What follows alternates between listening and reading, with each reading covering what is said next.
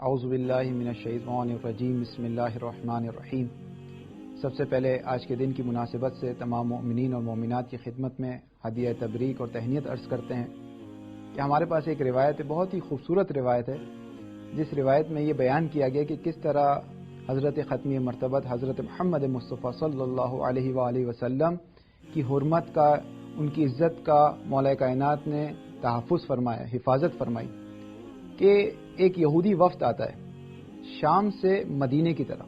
اور یہ کوئی عام وفد نہیں تھا، یہ بہت پڑھے لکھے اور صحف کو جاننے والے لوگ تھے۔ ان یہودیا من یہود الشام و احبارہم قد کان قرأ التوراۃ والانجیل والزبور وصحف الانبیاء وعرف دلائلہم، یہ بہت ہی ان کے اہم بندے تھے جو شام سے اٹھ کر مدینے آئے، جنہوں نے تورات، انجیل، زبور، انبیاء کے صحف کو پڑھا ہوا تھا، ان کی دلیلوں کو سمجھتے تھے، ان کی آیات کو سمجھتے تھے۔ یہ وقت کیوں اٹھ کے آ رہا ہے؟ یہ صرف ایک وجہ سے آ رہا ہے، اور وہ یہ کہ رسول اللہ کی شان کو کم کر سکے، رسول اللہ کی عظمت کو گھٹا سکے۔ وہ آتے ہیں مدینے، وجاء الی المدینہ، اور ایک مجلس میں آتے، فیہم اصحاب رسول اللہ صلی اللہ علیہ وآلہ وسلم، ایک مجلس میں آتے ہیں جہاں پیغمبر کے اصحاب موجود تھے، جہاں مولا کائنات تشریف فرماتے، عبداللہ ابن عباس تشریف فرماتے، دیگر بہت سارے اصحاب بھی بیٹھے ہوئے تھے۔ وہ وقت آ کر جیسے ہی آتے اعتراض کرتے، کہتے آپ نے اپنے نبی کو سب سے اعلیٰ اور عرفہ بنا دیا، جتنی بھی خصوصیات تھی آپ نے اپنے نبی کے لیے رکھ دی، باقی انبیاء اور رسول کا کیا ہوگا؟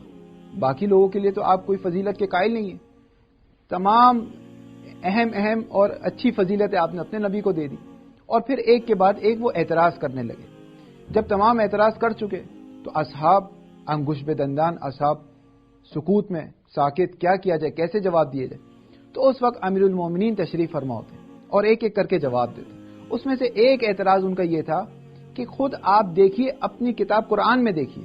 خود آپ سورہ مبارک مریم میں دیکھیے کہ پروردگار فرماتا ہے وَاذْكُرْ فِي الْكِتَابِ إِدْرِيسَ إِنَّهُ كَانَ صِدِّيقًا نَبِيًّا وَرَفَعْنَاهُ مَكَانًا عَلِيًّا، کہ اے رسول آپ اس کتاب میں ادریس کا ذکر کیجئے کہ بے شک وہ صدیق بھی تھے اور نبی بھی تھے، اور ہم نے ان کی ذات کو بلند اور بالا مرتبہ عطا کیا۔ تو یہ یہودی کہنے لگے امیر المومنین سے کہ ان ھذا ادریس، یہی ادریس جس کا ذکر قرآن میں آیا ہے، رفع اللہ مکانا علیہ واطعمہ من طہوف الجنۃ بعد وفاتہ، اور پیغمبر یہ جو ادریس رسول تھے ان کی ذات کو خدا نے بلند اور بالا مرتبہ عطا کیا، اور ان کے انتقال کے بعد انہیں آسمان سے جنت کے تحفے عطا کیے، لیکن رسول اللہ کے مطابق تو ایسی کوئی آیت نہیں، ان کی شان میں تو ایسی کوئی آیت نہیں ہے۔ تو امیر المومنین نے فرمایا لقد کان کذالک، جیسے تم نے کہا حضرت ادریس کے بارے میں، واقعاً حقیقت میں ویسے ہی ہے کہ خدا نے ان کی ذات کو بلند کیا، انہیں آسمان سے اور جنت سے تحفے عطا فرمائے، لیکن جو خدا نے رسول اللہ کو نوازا ہے،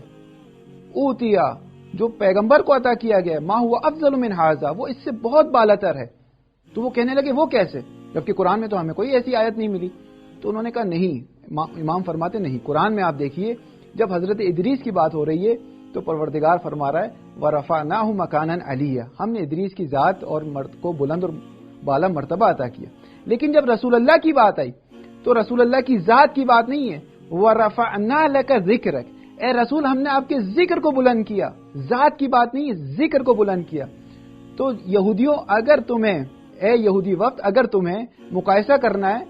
تو ذات حضرت ادریس کا مقایسہ کرو ذکر رسول اللہ سے، نہ کہ ذات رسول اللہ سے۔ ذکر رسول اللہ اتنا بلند اور بالا ہے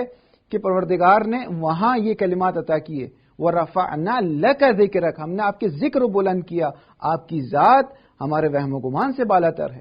اس وقت جب تمام یہودی وفد کو یہ تمام جوابات مولا کائنات نے عطا کیے، آپ دیکھیے روایت میں ہے کہ وہ تمام وفد مسلمان ہوتا ہے، وہ کلمہ شہادت پڑھتا ہے، اس کے بعد عبداللہ ابن عباس تشریف فرما ہوتے ہیں اور وہ اشارہ کرتے ہیں امیر المومنین کی جانب اور کہتے ہیں اے علی،